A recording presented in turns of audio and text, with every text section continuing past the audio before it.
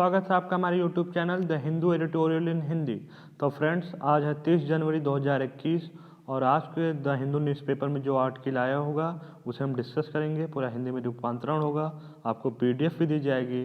तो आप हमसे जुड़े रहिए और आप हमारा ये एडिटोरियल सुनिए और आप खुद से भी एनालिसिस करने की कोशिश करिए कि क्या पॉइंट्स हैं, हमको नोट डाउन करिए जो सही लगे, क्योंकि जब आप मेंस देते हो तो वहाँ पे आंसर राइटिंग में आपका दिमाग ही चलता है जो आपके पॉइंट्स लाता है। तो आप इसलिए ज़्यादा से ज़्यादा जब आर्टिकल सुनते हो, सोचते हो, तो वो सब चीज़ें आपके दिमाग में बैठ जाती है। जब आप मेंस एग्ज़ाम में जब आंसर लिखोगे तो वहाँ पर आपको ये सब चीज़ें काम आएंगी।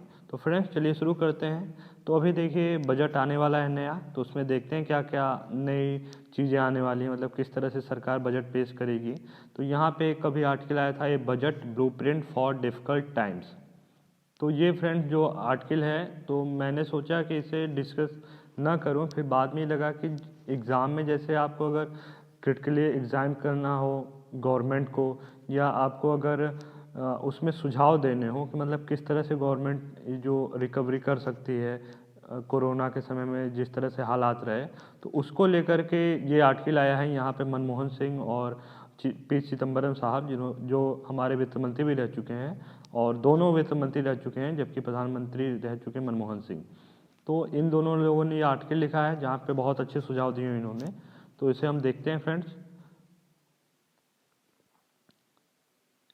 देखिए, इस आर्टिकल में मेन यही बताया गया है कि जो इकोनॉमी अभी बर्बाद हुई कोरोना वायरस के चलते, पूरी दुनिया में लॉकडाउन रहा है, इंडिया में बहुत टाइट लॉकडाउन और बहुत लंबा चौड़ा लॉकडाउन लगाया गया। अभी आपने ऑक्सफैम की जो रिपोर्ट आई थी, और उन्होंने भी अपने ऑक्सफैम वायरस रिपोर्ट में बताया इन्होंने कि किस तरह से भारत में जो असमानता बढ़ गई है, अमीर अमीर हो गया है, गरीब गरीब हो गया है, और हर स्तर पे उन्होंने एनालिसिस किया जा कर के कि कोरोना ने किस तरह से तबाही मचाई है। तो बहुत ज़्यादा जो दशकों से जो मतलब हम जो खाएँ से पाट रहे थे उसको, अब वो गड्ढा और भी बड़ा हो गया है। उसे पाटने के लिए हमें और मेहनत करनी होगी, और वो मेहनत हम कैसे करें? बैल बुद्धि की तरह अगर हम काम करते रहें लगातार, मतलब बस जाके गड्ढा खोद के, एक गड्ढा खोद के मिट्टी निकाले, उस गड्ढे को पाटा, फिर एक गड्ढा इधर हो गया। तो इस तरह से हमें काम नहीं करना है, हमें दिमाग से काम करना है कि हमें मिट्टी कहाँ से उठानी है जिससे हमें दूसरा गड्ढा भी ना खुदे, और वो जो खुदे तो उससे हमें नुकसान ना हो। पता चला एक गड्ढा पाटने गए, एक गड्ढा बगल में खोद दिया, अब वो तो मान लो वो तो पट गया, लेकिन दूसरा खुद गया ना गड्ढा। यही हालत गवर्नमेंट की भी है। ये बता रहे हैं कि गवर्नमेंट किस तरह से कार्य कर रही है, और वो अगर ऐसा कार्य कर रही है तो उससे फ़ायदा नहीं है, उससे एक जगह फ़ायदा तो एक जगह बहुत बड़ा नुकसान है। तो यहाँ पे लिखा है, देश एक नए वित्तीय वर्ष में प्रवेश करने को तैयार है, लोगों को 2021-22 से उम्मीदें हैं। मतलब लोग टकटकी लगाए बैठे हैं कि सरकार नया प्रावधान क्या लेके आती है। मतलब कोरोना ने जिस तरह से बर्बाद किया है, बहुत लोगों को खाने को नहीं मिला, बहुत की नौकरी चली गई। आप भी देख रहे हैं, आपके घर में जो प्राइवेट सेक्टर में जो जॉब कर रहे हैं, उन यहाँ तक कि MP MLA की भी सैलरी कट की गई। जो MPs थे उनकी सैलरी 30,000 रुपये कट की गई। तो ये उनको तो खैर कोई फ़र्क पड़ता नहीं है, लेकिन एक बताने के लिए कि मतलब हाँ, इनकी भी सैलरी कट करी जा रही है। तो ये सब बातें।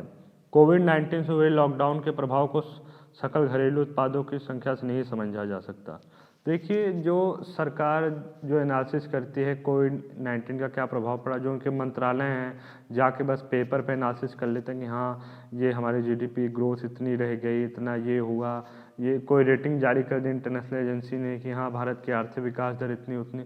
इससे नहीं आप देख सकते। आप कल्याणकारी राज्य है। कल्याणकारी राज्य क्या है? प्रत्येक व्यक्ति का कल्याण करना उसका क्या है? धर्म है एक तरह से। तो आप यहाँ पे देखो ना, हर आदमी के साथ क्या हुआ है यहाँ पे, मतलब जितने भी हर मतलब जो होता है अंतिम व्यक्ति, उससे आप जुड़ के पूछो कि असल में क्या उसे दिक्कतें हैं। कागज़ पे तो कोई भी डाटा पेश कर देता है, और डाटे से GDP इतनी रही, GNP इतनी रही, हमारा ग्रॉस वैल्यू एडिशन इतना रहा। तो इन सब चीज़ों से नहीं होता है। आप ज़मीनी स्तर पर आके चेक करो। जैसे शेयर बाज़ार और सब मार्केट से चेक करते हैं, हमारे शेयर ऊपर हो रहे हैं, नीचे हो रहे हैं, हमारी ग्रोथ कम हो रही है, ये इससे नहीं एग्जाम होता है। कोविड-19 ने जीवन और आय को तबाह किया है, इसने हमारे सामाजिक जुड़ाव को भी तोड़ा है। मतलब देखिए, कोविड-19 जो था उसने लिवलीहुड जो प्रवासी मजदूर थे वो नौकरी छोड़ के चले गए। मैंने कल आपको बताया था ना कि जो प्रवासी मजदूर थे, असंगठित क्षेत्र के जो लोग थे, यहाँ तक कि संगठित क्षेत्र के लोगों को भी सैलरी कट की गई, उनकी नौकरियाँ गई। तो जब बड़े लोगों की यह हालत है, छोटे लोगों की क्या हालत होगी। इसमें बस मुनाफा कमाया है जो ट्रेडर्स हैं, जो बड़े बिजनेसमैन हैं, उन्होंने बस मुनाफा कमाया है। इसने असमानता की खाई को और गहरा कर दिया। देखिए जो ऑक्सफैम इंटरनेशनल रिपोर्ट से इसने भी यही बताया कि जो अमीर अमीर हो गया, मतलब कि अगर इतना पैसा इन्होंने कमाया है ऑक्सफैम रिपोर्ट के अनुसार कि एक अगर वो अपनी कमाई को बांटें, जो 50 बिलियनियर हैं, अगर बांटें जितना कमाया है एक आदमी 120 मिलियन लोगों में, प्रत्येक आदमी को 90,000 रुपया दिया जा सकता है। जितना उन्होंने 1 सेकंड में कमाया, असंगठित क्षेत्र का मजदूर 3 साल में उतना कमाता है। ये हालत है। और मिस्ड अपॉर्चुनिटीज़, इस तरह अचानक हुए हमले और कोविड-19 के प्रसार के कारण ज़्यादातर देश तबाह हो गए, जबकि हम मानते हैं कि भारत ने बेहतर किया। एक योजनाबद्ध तरीके से किया गया लॉकडाउन प्रवासी श्रमिकों के लिए अच्छा होता और श्रमिक वर्ग की चिंताओं को दूर करता। देखिए राइट, यहाँ पे मनमोहन सिंह चिदम्बरम ने बहुत बड़ी बात बोली है कि अगर जो लॉकडाउन आपने एक बैग घोषणा कर दी, मोदी जी आए, प्रधानमंत्री जी हमारे, उन्होंने बोल दिया कि अब लॉकडाउन लग रहा है, मतलब तुरंत बोल दो लॉकडाउन, जो जहाँ है जिस तरह कंडीशन में फंसा हुआ है वो फंसा रह गया। अब किसी के पास मान लो, आप सोचो आप कहीं रह के एग्ज़ाम की तैयारी कर रहे हो, आपका खाना मतलब पैसे भी नहीं है आपके पास, फिर इसके बाद खाने को घर मतलब रूम पे आपके चावल नहीं है, आप मान लो खाना हाथ से बनाते हो, खाने को चावल नहीं है, एक बैग पता चला कि लॉकडाउन लगने वाला, अब आप क्या करोगे। दुकान मार्केट भी बंद हो जाएगी, पैसा ले कहाँ घूमेंगे, ना चावल है ना कुछ है। तो जो मतलब पहले अनाउंसमेंट कर देनी चाहिए थी कि मतलब धारा 144 लगा दिया, फिर अनाउंसमेंट की कि 10 दिन बाद 20 दिन बाद हम लॉकडाउन लगाएंगे, उससे पहले जो मजदूर हैं वो अपने घर चले आए, जो जहाँ अपनी व्यवस्था कर ले। तो अगर प्रॉपर तरीके से लॉकडाउन लगाया होता तो क्या होता कि जब लॉकडाउन खुला तो जो फर्म के सामने समस्याएं, अभी भी वो समस्याएं हैं कि जो कारखाने चल रहे हैं वहाँ पे मजदूर नहीं है काम करने, सब मजदूर गांव में बैठे हुए हैं। तो ये समस्याएं हैं लॉकडाउन के बाद भी अभी चल रही हैं। तो क्या प्रोडक्शन हो पाएगा, जब प्रोडक्शन नहीं हो पाएगा तो आप एक्सपोर्ट इम्पोर्ट सब छोड़ो। तो यही बात है कि एक व्यवस्थित तरीके से लगाया गया लॉकडाउन बहुत ज़्यादा प्रभावी होता और इकनॉमी के लिए, और इकनॉमी को उतना नुकसान नहीं करता, लेकिन जो आपने बिना प्लानिंग के लॉकडाउन लगा दिया वो बहुत ही गड़बड़ था। इसके बाद था कि रिजर्व के लिए अच्छा होता और रिजर्व बैंक द्वारा इसके लिए बाजार में तरलता लाई गई, परंतु यह अपर्याप्त रही। देखिए गवर्नमेंट मतलब आरबीआई जो था, एक तो लोगों के पास पैसा खुद ही नहीं है, मतलब जो असंगठित क्षेत्र के जो श्रमिक थे 90% तो असंगठित क्षेत्र में है, 93%, तो उनके पास तो पहले बात पैसा नहीं है खाने का। अब वो लिक्विडिटी क्या कर रहे हैं, बढ़ा रहे हैं, इंटरेस्ट रेट कम कर रहे हैं, मार्केट में आरबीआई क्या कर रहा है, पैसा फ्लो कर रहा है कि हम रेपो रेट कम कर रहे हैं। मैं बता, रेपो रेट ऐसा रेट है जिसपे आरबीआई अन्य कॉमर्शियल बैंक को पैसा देता है, जिसपे वो लोन देते हैं। तो वो क्या कर रहे हैं, आरबीआई ने रेपो रेट कम कर दिया तो वो कम इंटरेस्ट पे पैसा देगा। अब बैंक जो लोन बांटेंगे वो कम इंटरेस्ट पे लोन बांटेंगे। आप ये सोचो इससे किसको फ़ायदा, क्या गरीब आदमी जो है असंगठित क्षेत्र का मजदूर, क्या वो लोन लेके खाएगा। ये लोन बांटे गए उनके लिए, जो लोन भी मिला तो जो इन्वेस्टर्स थे उनको फ़ायदा हुआ, जो बिजनेसमैन थे, कम इंटरेस्ट पे लोन लिया लोगों ने, अलग अलग जगह उन्होंने इन्वेस्ट किया, पैसे भी कमाए। जबकि इसके बाद जब लोन रेपो रेट कम किया, इनका तर्क क्या था कि हम जब इन्वेस्टमेंट करेंगे, रेपो इंटरेस्ट रेट कम करेंगे तो जो इंडस्ट्री है, बिजनेसमैन, वो लोन लेंगे, फिर नए बिजनेस खड़ा करेंगे, नया बिजनेस नई इंडस्ट्री खड़ी करेंगे, वहाँ पे लोगों को जॉब मिलेगी, लोगों को रोज़गार मिल जाएगा, फिर मार्केट में डिमांड बढ़ जाएगी। इनकी पॉलिसी ये बता रहे थे कि डिमांड बढ़ जाएगी, लोगों के पास पैसा आएगा, नौकरी करेंगे तो। लेकिन ये सब लंबा प्रोसेस है ना, आपको सोचना चाहिए, करंट में आपको ऐसा कुछ करना चाहिए जिससे लोगों को फ़ायदा हो। ये तो अभी 2 साल 3 साल वो इतने आपके रूल्स सकते हैं कि जाएंगे वो, फिर वहाँ पे 75 पेपर पे साइन करेंगे, फिर इसके बाद ज़मीन खरीदेंगे, फिर वहाँ पे अधिग्रहण, सब कुछ नौटंकी, बहुत ये 10 साल का काम है। तो आपके जब रूल भी इतने टाइट हैं, प्लस आप बोल रहे हो तुरंत जॉब कहाँ से मिलेगी, 10 साल तक आदमी जिंदा रहेगा, भूखे मर जाएगा। इसमें सबसे महत्वपूर्ण विषय यह रहा है कि आर्थिक हताशा का मनरेगा के अंतर्गत कार्य की मांग भारतीय परिवारों की।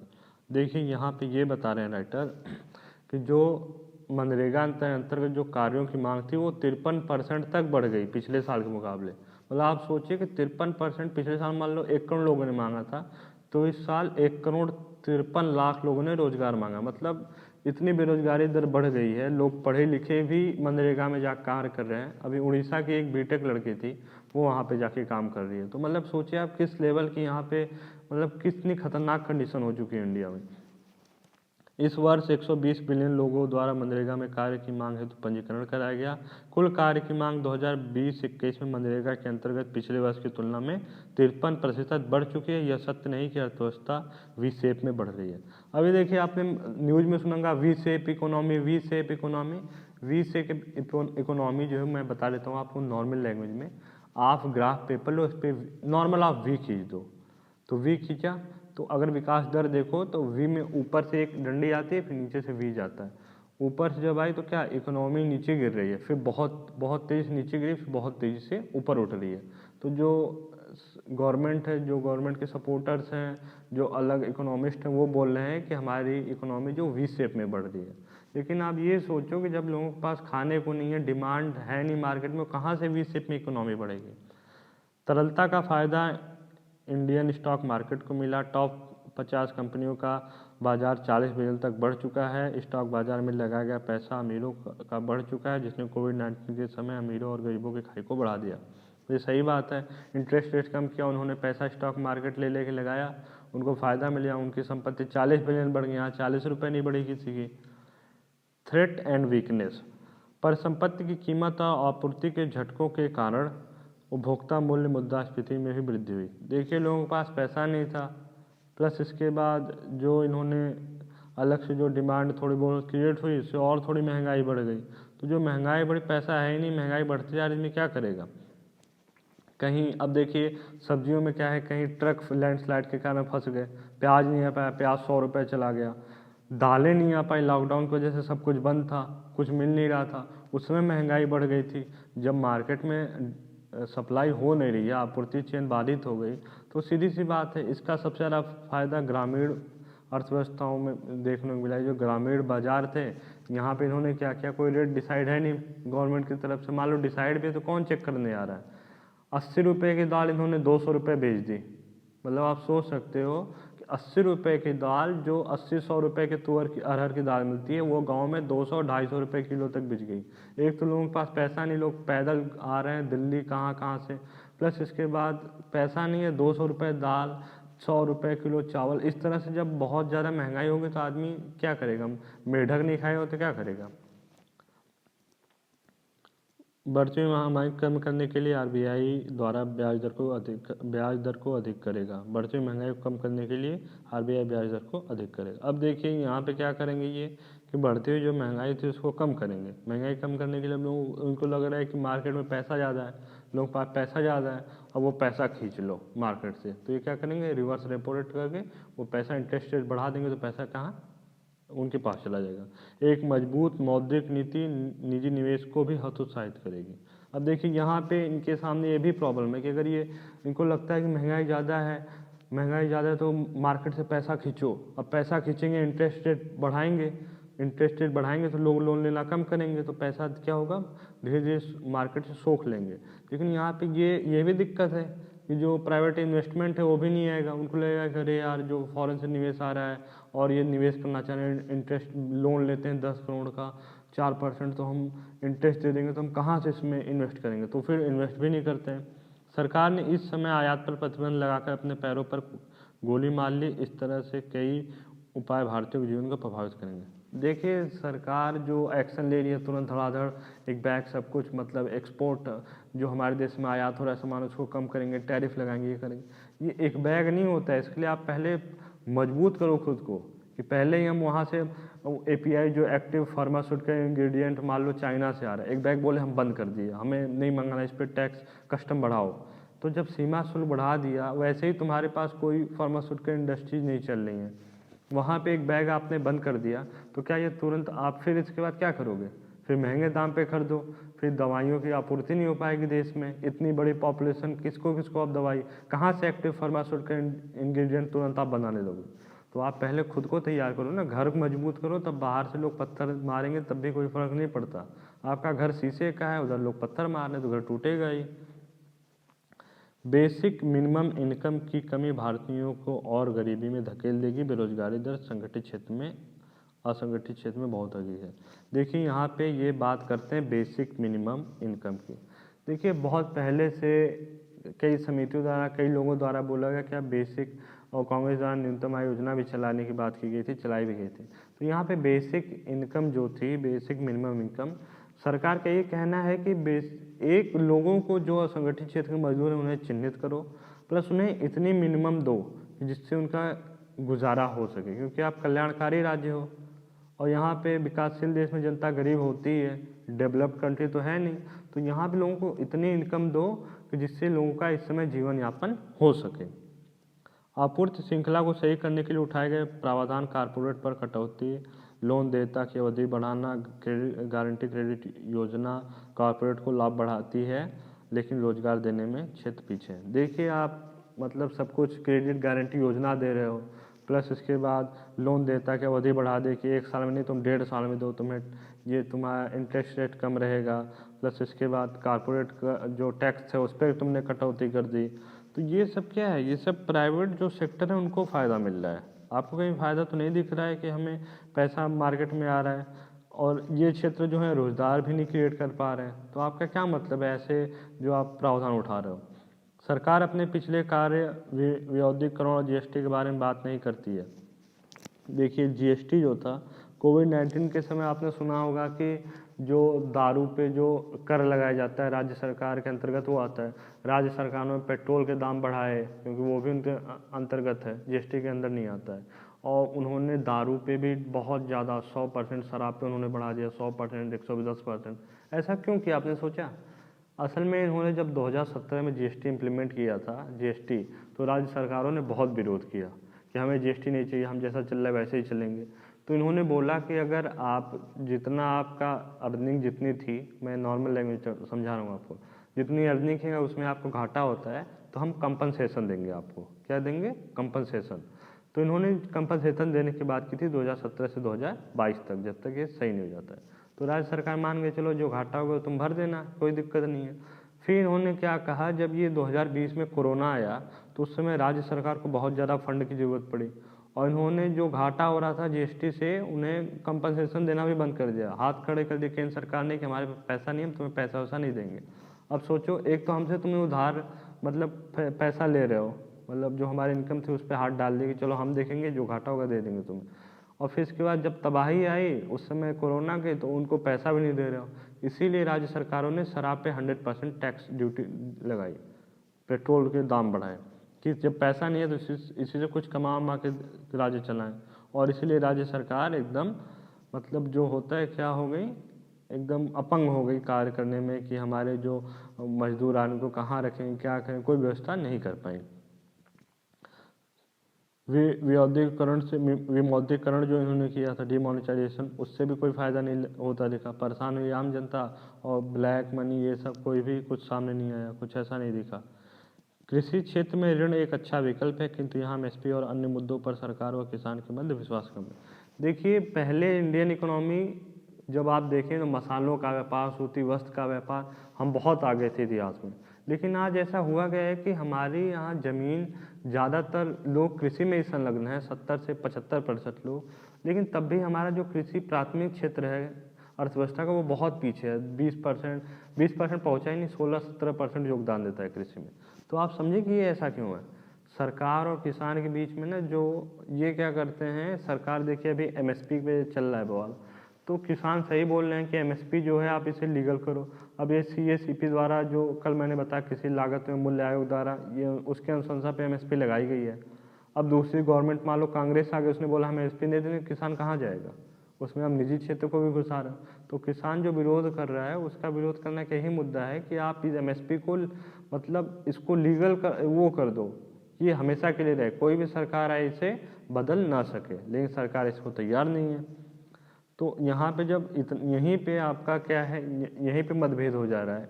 तो सरकार और किसान के बीच में कहाँ से सरकार कोई भी योजना लाएगी, किसान उसे खफा रहेगा। सरकार किसान को विश्वास नहीं दे पा रही है, और जब विश्वास नहीं लेगी तो किसान हमेशा सरकार विरोधी कार्य करेगा। सरकार को सार्वजनिक निवेश कार्यक्रम जो आर्थिक गतिविधियों को प्रोत्साहित करते हैं, नौकरी और मांग को पैदा कर सकते हैं। देखिए, सरकार देश दुनिया की सबसे बड़ी रोजगार योजना मनरेगा है हमारे यहाँ। और मनरेगा जो मतलब गांव में, आप अगर गांव से बिलोंग करते हो तो आप देखते होंगे कि गांव में जो मनरेगा का पैसा आता है वो क्या करते हैं, ऊपर से फंड आता है 10 लाख 5 लाख, गांव में क्या करते हैं, कहीं रोड बनाएंगे, कहीं कुछ करेंगे, बस वो जमीन कागज़ पे रोड बनेगी, कागज़ पे शौचालय बनेंगे, कागज़ पे सब कुछ बनेगा, लेकिन वो पैसा कहाँ होता है, ज़मीनी स्तर पे इम्प्लीमेंट नहीं होता है। वो पैसा बांट बुड़ के सब खा जाते हैं प्रधान और सब जो होते हैं गांव को, सब मिले होते हैं लोग। तो यहाँ पे सरकार को कुछ ऐसा करना चाहिए, जैसे सरकार यहाँ पे मनरेगा के अंतर्गत क्या करे कि इसमें प्राइवेट सेक्टर नहीं, प्राइवेट सेक्टर को ना कुछ है, सरकार यहाँ पे मनरेगा के अंतर्गत रोड और ये सब ना बनवाए, सरकार को इंडस्ट्री बैठा है, जो पैसा उसका आता है वो क्या करे, इंडस्ट्री में बैठा है। मान लो कोई इंडस्ट्री किसी गांव में बैठा रही है सरकार, तो वहाँ पे सरकार को मनरेगा में जो पैसा है वहाँ पे सीधे इंडस्ट्री बैठाने के लिए है प्रधान के पास, और एक अधिकारी को जिम्मेदारी सौंप दे, जो डिस्ट्रिक्ट लेवल पे जिला अधिकारी मान लो। अब वो आता है वहाँ पे इंडस्ट्री बैठ रही है, वहाँ पे इंडस्ट्री बैठ गई और वहाँ पे मान लो कोई डेयरी बैठा दी सरकार ने, तो डेयरी बैठाई तो गांव के लोगों को भी, जो औरतें हैं, गांव में ज़्यादातर दूध का काम तो औरतें ही करती हैं, तो वो औरतें जाके वहाँ पे अपना मतलब दूध की डेयरी, तो वो दूध भी उनका बिक जाएगा वहाँ बगल में, और फिर उसका प्रोसेसिंग फूड जो होता है, जो हम अमूल का खरीदते हैं 50-60 का, और जो बड़ी कंपनी है उनका खरीदते हैं, वैसे वो भी तैयार होगा मिल्क, वही बेचेगा मार्केट में, कम रेट पे बेचे। और वहाँ पे क्या होगा, लोग काम करेंगे मनरेगा में, तो वो एक इंडस्ट्री खड़ी हो गई, वहाँ पे लोग जॉब, फिर कुछ लोगों को, गांव के लोगों को जॉब दे दी जाएगी। जब इंडस्ट्री बैठ गई तो वहाँ पे रोड ऑटोमेटिक बनेंगी, प्राइवेट इन्वेस्टर्स भी आएंगे, शेयर कर देंगे और सब कुछ होगा, तो ऑटोमेटिक रोड बन जाएगी, सब कुछ हो जाएगा।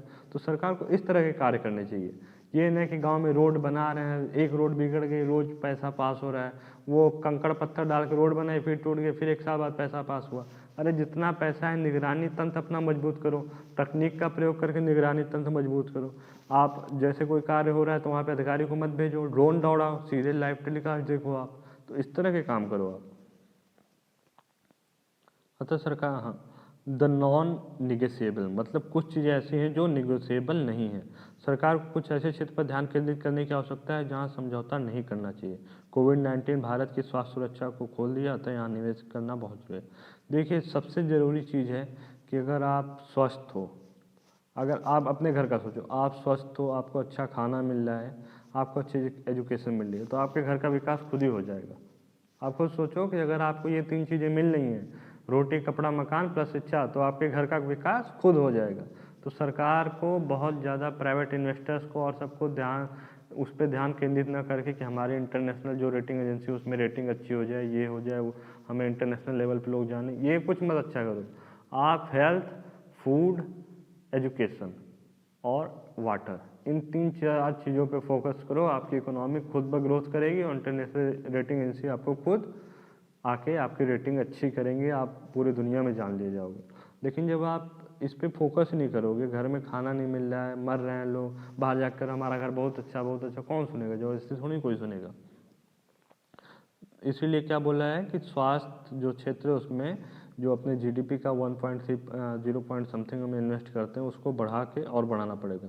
2020 में चीन द्वारा सीमा विवाद यह दर्शाता है कि भारत को अपना रक्षा क्षेत्र में निवेश बढ़ाना चाहिए। देखिए, अभी 2020 में जो चाइना ने एग्रेशन दिखाया बॉर्डर पे, तो यहाँ पे इंडिया को अपने डिफेंस सेक्टर में भी इन्वेस्टमेंट बढ़ाना चाहिए। भले आप देसी, जैसे डीआरडीओ काम कर रहा है हमारा, इसरो भी इस फील्ड में उनके साथ मिलकर काम कर रहा है, और सब इंस्टीट्यूशन काम कर रहे हैं, वहाँ पे आप इन्वेस्टमेंट को बढ़ाओ। और प्लस जो अभी करंट के लिए तो आप ऐसा करो, बाहर से कुछ टेक्नोलॉजी अच्छी डिफेंस में इन्वेस्ट करो, जो बाहर से सामान मंगा लो, जिससे चाइना जो एग्रेशन दिखा रहा है उसका एग्रेशन कम हो सके। बढ़ता हुआ एनपीए यह बताता है कि निजी निवेश अर्थव्यवस्था के लिए हानिकारक है, अतः सार्वजनिक निवेश आवश्यक है। देखिए, यही बात उन्होंने बोली, बढ़ा हुआ सार्वजनिक निवेश 2 मुख्य जरूरतों को पूरा करेगा, रोजगार और मांग। देखिए, ये जो आय का चक्रीय प्रवाह है, मैं आपको नॉर्मल बता देता हूँ। जैसे अगर किसी को कोई इंडस्ट्री बैठती है, इंडस्ट्री बैठे तो इंडस्ट्री किसी को क्या करेगी, रोजगार देगी, वो रोजगार पाएगा, तो क्या एक को रोजगार मिल गया, उसको कुछ इंडस्ट्री पैसा देगी, वो पैसा लेके जाएगा मार्केट में। अब पैसा गया तो कहाँ जाएगा, मार्केट में। मार्केट में किसी चीज़ की वो क्या करेगा, डिमांड करेगा कि हमें, हाँ, मान लो बिस्किट लेना है, तो क्या गया, बिस्किट की उसने डिमांड क्रिएट कर दी, बिस्कुट की डिमांड क्रिएट की, और वो 5 रुपये का उसने बिस्कुट खरीद लिया। घर चलाया, उसको उपभोग कर लिया। अब वो क्या हो गया, वो पैसा दुकानदार के पास गया, फिर इसके बाद गवर्नमेंट को कुछ टैक्स भी मिला, फिर वो पैसा फिर रिवर्स होके फर्म में चला जाएगा। तो इस तरह से चक्री प्रवाह चलता रहता है। उसमें कुछ पैसा बैंक में वो सेव करता है, तो बैंक के ऋण देने की क्षमता बढ़ती है, ऋण देता है बैंक, तो फिर से नई इंडस्ट्री लगती है। तो इस तरह से ये चक्री प्रवाह ये चलता रहता है। तो इसके लिए क्या, लोगों को नौकरी देना बहुत ज़रूरी है। ए बेसिक होम सेफ्टी नेट, सार्वजनिक निवेश से रोजगार और मांग पैदा होने में समय लगेगा। वर्तमान उपाय के लिए सरकार को लोगों को 6 महीने के लिए न्यूनतम आय योजना जैसी योजनाएं शुरू करनी चाहिए। देखिए ये सब जो है ऐसे जो संभावित प्रयास हैं सुधार के, वो आप एग्ज़ाम में इंक्लूड कर सकते हैं, ये आपको दिमाग में बैठ जाना चाहिए। जैसे कोविड के समय अभी करंट की जो सिचुएशन है बहुत बुरी है, मतलब लोगों के पास खाने पीने को नहीं था, जो भी था, तो उसमें सरकार को ये प्रावधान लेना चाहिए कि हाँ 6 महीना के लिए हम जो बेसिक इनकम है ये शुरू कर देते हैं कि लोगों को कुछ मिनिमम बेसिक इनकम उनके मासिक उनके अकाउंट में ट्रांसफ़र की जाए। जैसे इन्होंने 500 रुपये दिया अभी 3 महीने का, तो इन्हें कुछ बढ़ा के देना चाहिए जिससे एक परिवार का गुजारा चल सके। तो इस तरह के प्रावधान अपनाए जा रहे हैं जिससे जो करंट की सिचुएशन है उससे लड़ सकें हम, फिर भविष्य के लिए योजना तैयार कर सकें। तो ये प्रावधान बहुत अच्छे हैं। ये मासिक मुद्रा स्थानांतरण बहुत ज़रूरी है अभी समय के लिए। ब्याज घाटा और कुछ अंतर्राष्ट्रीय संगठन की रेटिंग भारत की नीतियों को नहीं बदल सकती, ये समय बजट में प्रयोग करने का नहीं है। देखिए जो बजट आ रहा है ये बोल रहे हैं कि इस बजट में आप एक्सपेरिमेंट कम करो। ये ज़रूरी नहीं, एक्सपेरिमेंट जब तब किए जाते हैं जब आपके पास किसी चीज़ की दिक्कत हो। अभी आपके पास दिक्कत है, खाने को नहीं है, आप वहाँ एक्सपेरिमेंट कर रहे हो, बजट में नई नई पॉलिसीज़ बना रहे हो, नए नए ऑर्डिनेंस ला रहे हो, सब ज़रूरी नहीं है। आप क्या करो, अभी जो जिसको देखना है वो देखो। आप सरकार को ऐसे प्रावधान अपनाना चाहिए जिससे प्रक्रिया आर्थिक विकास का सतत रूप से चलती रहे। देखिए लोगों को भी खाना पीना पैसा दे दो तो क्या होगा, वो फिर अपना काम करेंगे, काम धाम करते रहेंगे, अपना जहाँ नौकरी करना है वहाँ जाके फर्म में काम करेंगे, सब कुछ करेंगे। तो क्या है, एक सतत विकास है जो धीरे धीरे अनवरत रूप से चलता रहता है। तो सरकार को ये सब प्रावधान अपना के एक बढ़िया बजट पेश करना चाहिए, ये मनमोहन और चिदम्बरम साहब बोल रहे हैं। तो फ्रेंड्स ये था टोटल आज का डिस्कशन। आप इसमें से जो पॉइंट आपको लगे नोट कर लेना, और इसकी अगर पीडीएफ डाउनलोड करना चाहते हो तो इस डिस्क्रिप्शन बॉक्स में टेलीग्राम ग्रुप का लिंक दिया हुआ है जहाँ आपको पीडीएफ दी जाएगी। और अगर मेरा वीडियो अच्छा लगे तो मेरे चैनल को सब्सक्राइब करें, वीडियो को ज़्यादा से ज़्यादा शेयर करें और वीडियो को लाइक करना ना भूलें। तो मिलते हैं नेक्स्ट लेक्चर में, तब तक के लिए धन्यवाद।